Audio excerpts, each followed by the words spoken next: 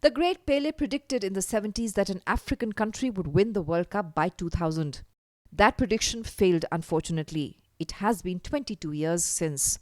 However, the teams currently representing Africa in Qatar have thrown up some great surprises. Are African teams doing what they need to compete with the world's best?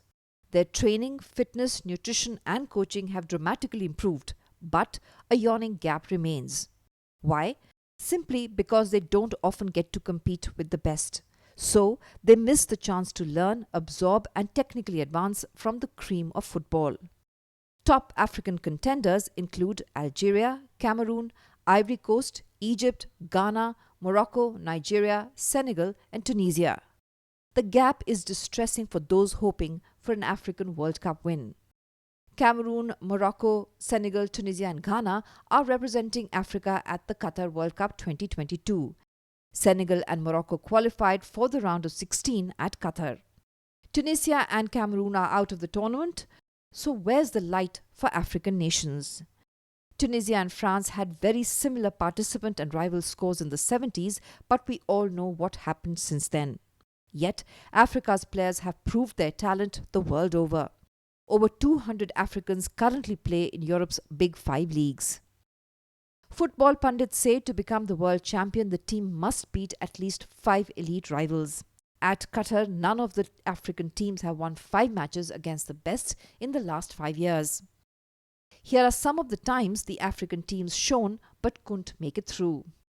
Cameroon was a special side in the 80s, qualifying for their first World Cup and reaching 3 consecutive Africa Cup of Nations finals.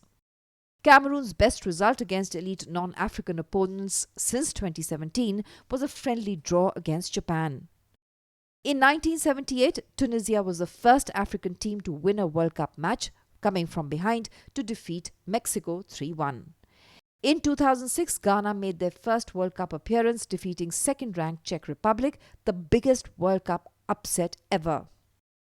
Algeria's moment of glory came in 2014, the first North African team in almost 3 decades to reach the knockouts, defeating Belgium, South Korea, and then Russia.